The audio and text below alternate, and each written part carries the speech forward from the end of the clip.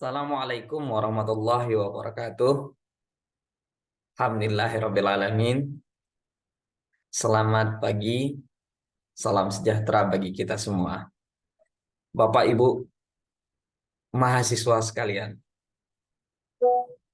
Pada kesempatan kali ini, kita akan membahas salah satu topik dari mata kuliah ini, mata kuliah MPDR 5300, yakni seminar dan proposal penelitian.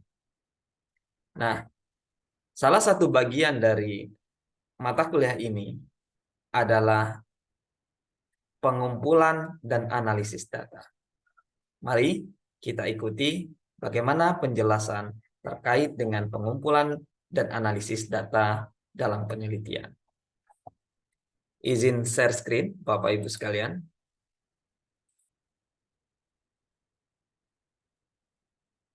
Ya, ini dia.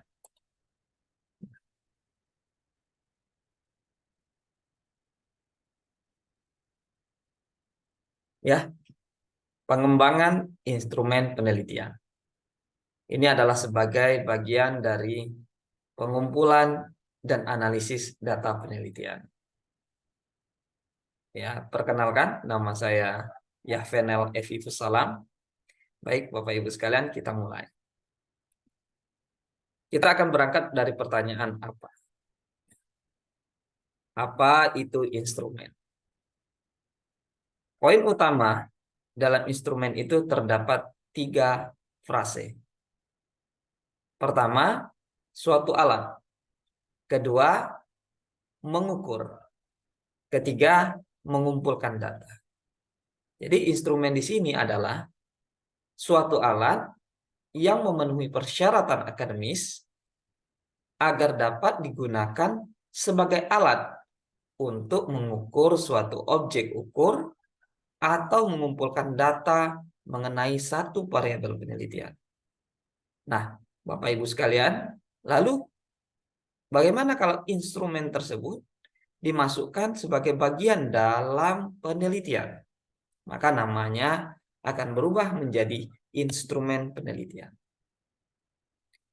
Instrumen penelitian itu dianggap sebagai alat bantu yang dipilih atau digunakan oleh peneliti dalam melakukan kegiatannya untuk mengumpulkan data-data agar kegiatan tersebut menjadi sistematis dan mudah olehnya.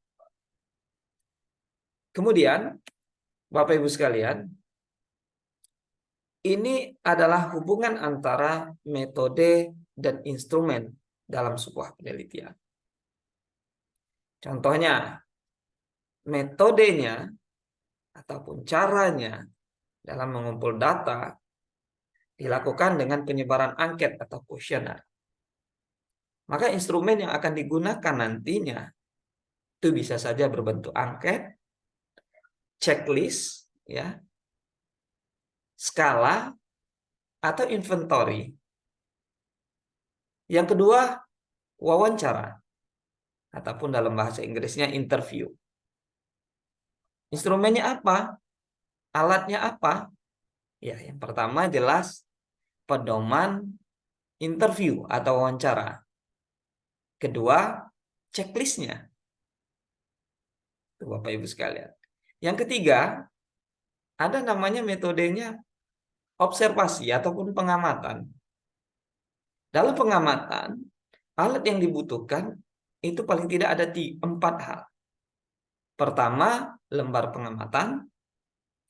Kedua, panduan pengamatan atau panduan observasi. Ketiga, panduan observasi. Dan keempat, checklistnya. Nah, selain angket, wawancara, dan pengamatan tadi, ada juga cara mengumpulkannya ataupun metodenya itu melalui ujian atau tes. Nah, kalau kita membuat suatu tes, tentu saja kita membutuhkan namanya soal. Ya, soal ujian atau soal tes dan inventory. Kemudian, sebagai tambahan ataupun juga biasanya menjadi bagian dari metode dalam mengumpulkan data adalah dokumentasi. Apa saja yang dibutuhkan pada saat dokumentasi? Tentu saja checklist hal-hal yang akan dibuat ataupun diambil dokumentasinya dan tabel gitu. Kemudian kita bisa melihat, kemarin juga sudah kita diskusikan, penelitian itu jenisnya ada macam-macam ya, ada kualitatif, ada kuantitatif, kemudian ada pengembangan. Nah, coba kita lihat beberapa bagian dari jenis penelitian tadi. Contohnya dalam penelitian kualitatif. Dalam penelitian kualitatif, penarikan datanya Bapak Ibu sekalian, perlu kita ingat sumber dari datanya itu bisa berupa kata-kata, kata yang dihasilkan tersebut ya, atau berupa tindakan. Nah, sumber lainnya juga bisa dokumen, data tertulis, foto ataupun statistik. Statistik ini sih maksudnya gambarannya ya. Jadi pengamat tidak diketahui, bisa hanya melihat dan mendengar, atau melalui wawancara yang mendalam, bertanya dan mendengar, atau pengamat langsung terlibat dalam situasi pengumpulan data dengan melihat, mendengar, sekaligus bertanya kepada subjek ataupun partisipan ataupun informan dari sebuah penelitian. Nah, catatannya, kegiatan ini biasanya dilakukan dengan sadar, terarah, dan senantiasa bertujuan memperoleh informasi yang dibutuhkan. Begitu poinnya Bapak Ibu sekalian. Jadi saya ulangi lagi, sumber data penelitian kualitatif itu adalah kata-kata ataupun tindakan. Adapun tambahannya bisa saja dari dokumen, data tertulis, foto, dan statistik ataupun gambaran grafis yang lain.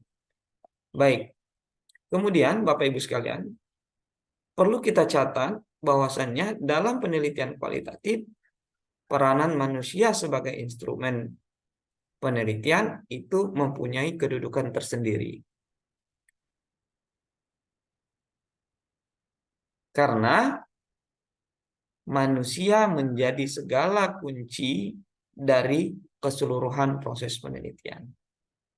Jadi manusia yang memulainya dan manusia nanti yang akan menyimpulkannya apakah penelitian tersebut sudah mencapai apa yang menjadi tujuan dari sebuah penelitian. Kemudian kita lihat yang kedua, selain kualitatif, tentu kita akan ketemu yang namanya lawannya ya, atau kuantitatif. Di sini saya membuatnya ataupun membaginya dengan melihat teknik penarikan datanya pada metode penelitian kuantitatif. Umumnya, metode ataupun cara yang digunakan untuk mengumpulkan data penelitian kuantitatif itu biasanya melalui survei, eksperimen, ataupun analisis isi dari sebuah data. Nah, untuk itu cara mengumpulkannya juga ada sedikit perbedaan dengan metode penelitian kualitatif. Misalnya, dia pakai kuesioner angket, kemudian diturunkan jadi observasi, wawancara, dokumentasi, dan juga studi kepustakaan. Ya. Nah, yang membedakan dalam penelitian kualitatif dan kuantitatif, biasanya ya metode penelitian kuantitatif itu lebih kepada penyebaran angket ataupun kuesioner dan tes. Baik, Bapak Ibu sekalian, kita lanjutkan.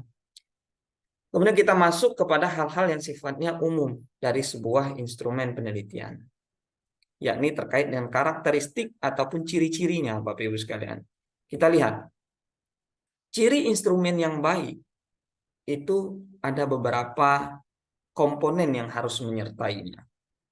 Di antaranya, valid ataupun sahih. Apa itu valid? Nanti kita ikutin penjelasan saya ya, Bapak Ibu sekalian.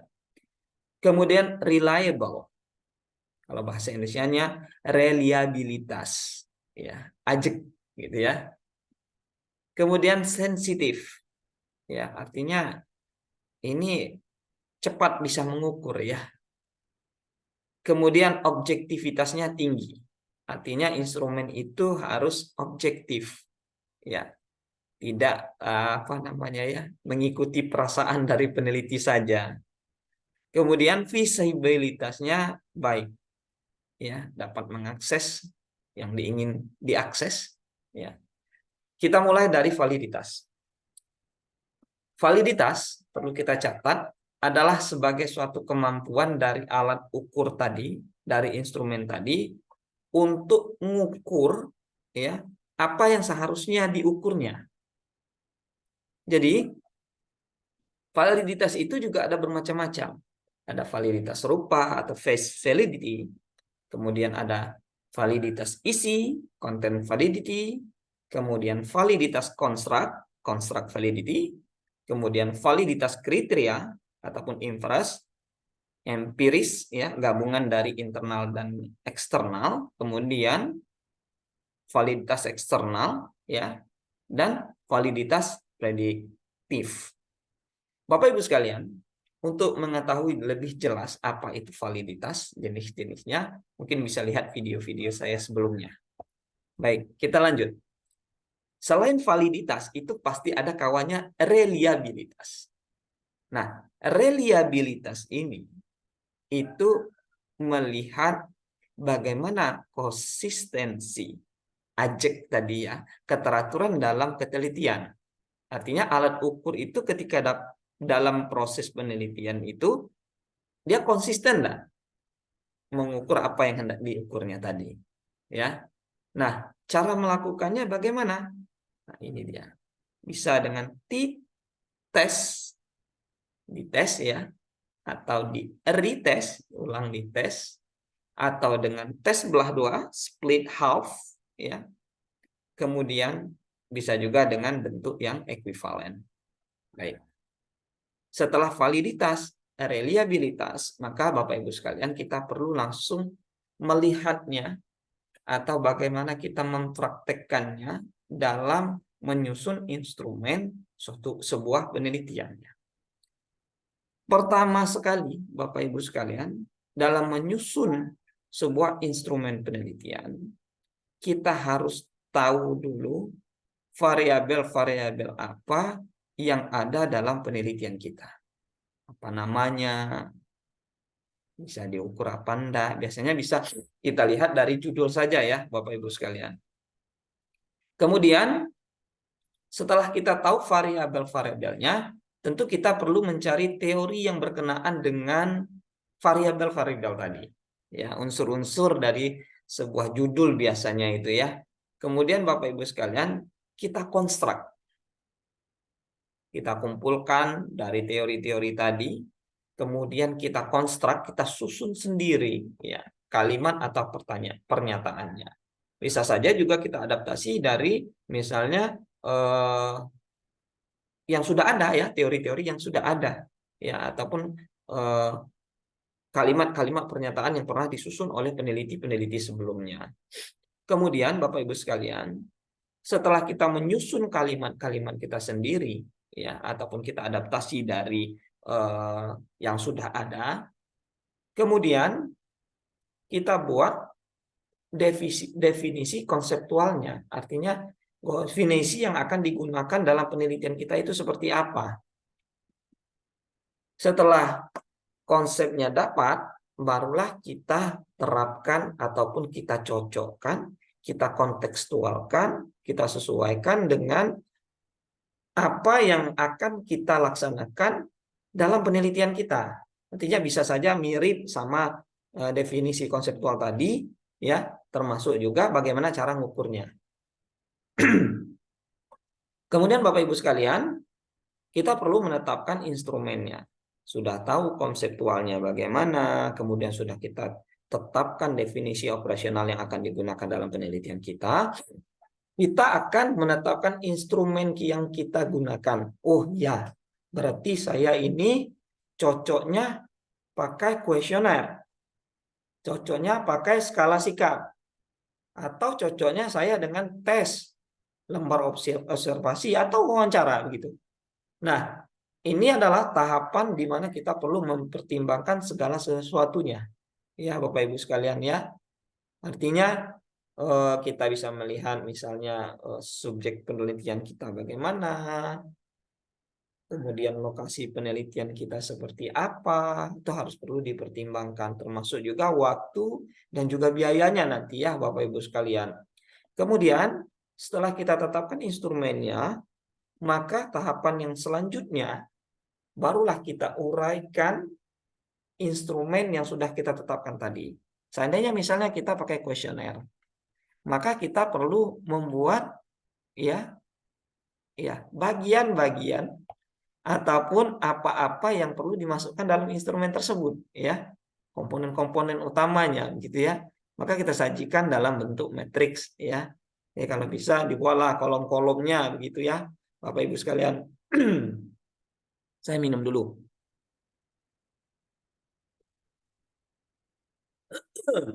Kemudian Bapak Ibu sekalian, sudah kita sajikan dalam matriks ya,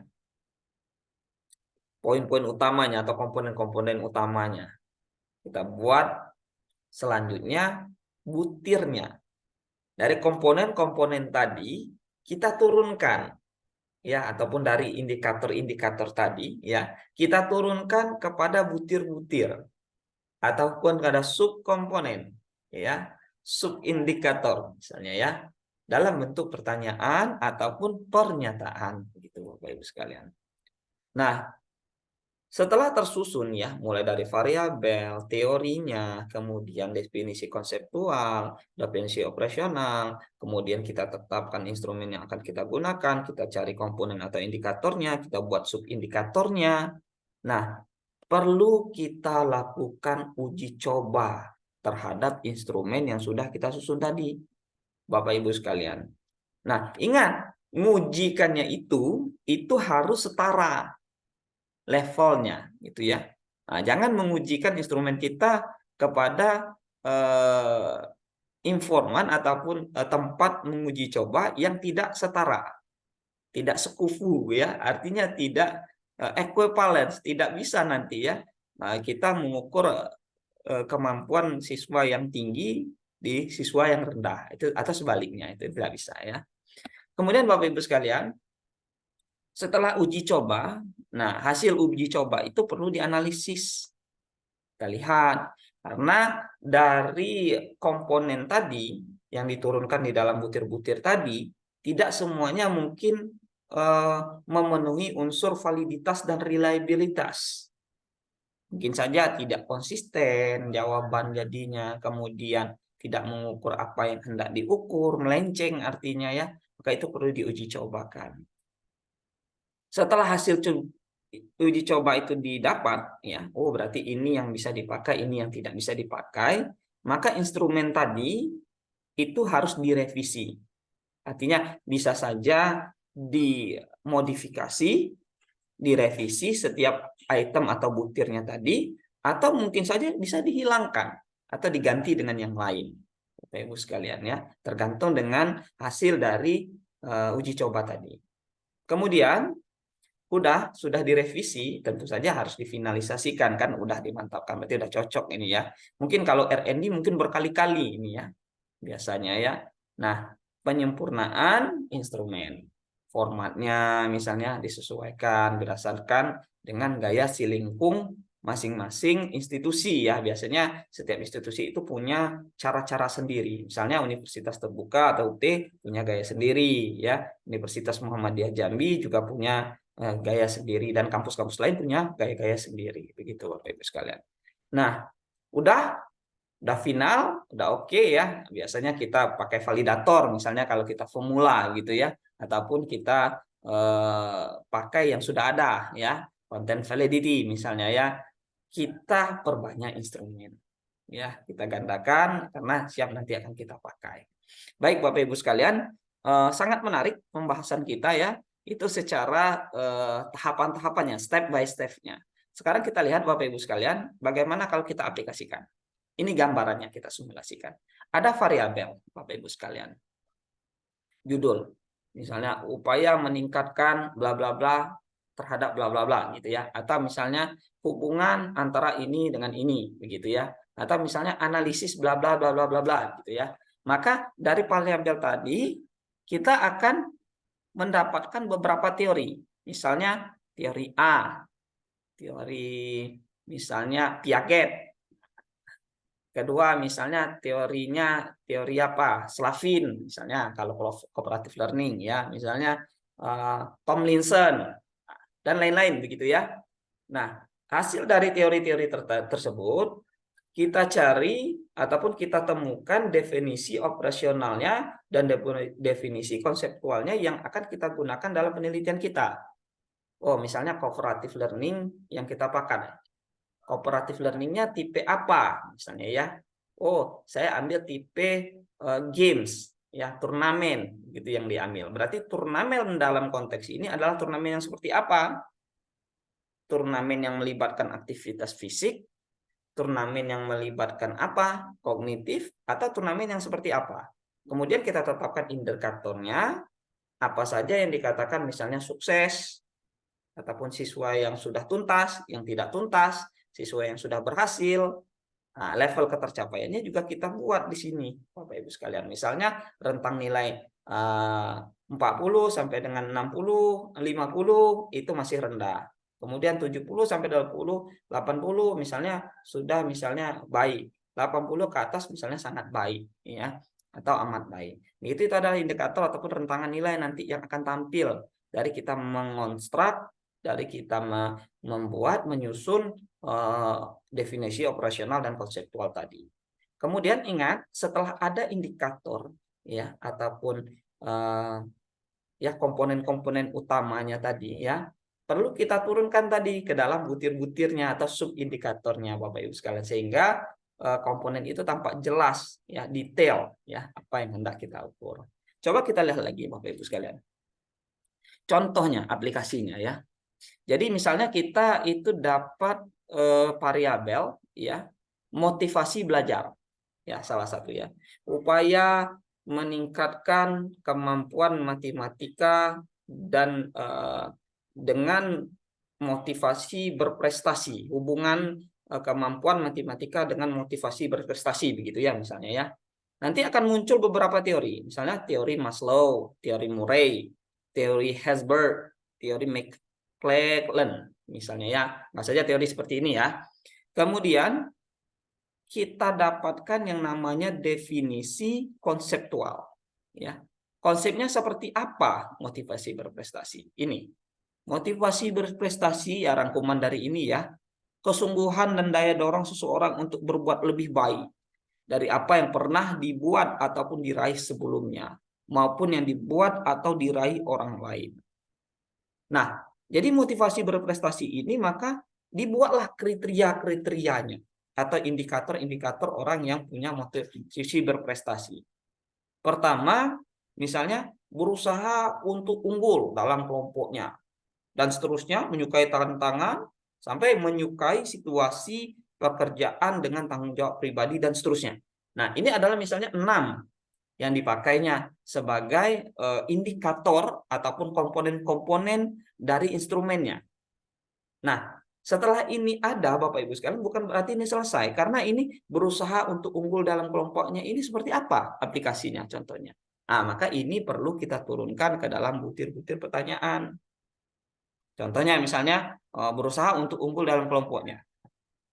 Apa yang Anda rasakan? Apa yang Anda lakukan saat berada di dalam kelompok? Pernahkah Anda mengusulkan ide untuk menyelesaikan suatu permasalahan di dalam kelompok dan seterusnya begitu ya, Bapak Ibu sekalian. Nah, kriteria menyukai tantangan itu apa? Nah, itu diturunkan dalam bentuk pernyataan atau pertanyaan. Itu Bapak Ibu sekalian ya. Saya rasa sangat jelas tahapan-tahapan tadi. Namun Bapak Ibu sekalian, tidak ada yang lebih baik dari sebuah usaha ataupun pelaksanaan kegiatan belajar tanpa kita melakukan simulasi ataupun prakteknya ya. Bapak Ibu sekalian, let's practice ya. Make it perfect ya.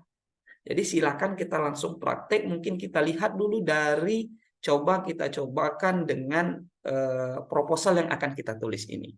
Ya, sah-sah saja, boleh saja, mau kualitatif, mau kuantitatif ya, atau pengembangan, boleh kita kembangkan Bapak Ibu sekalian.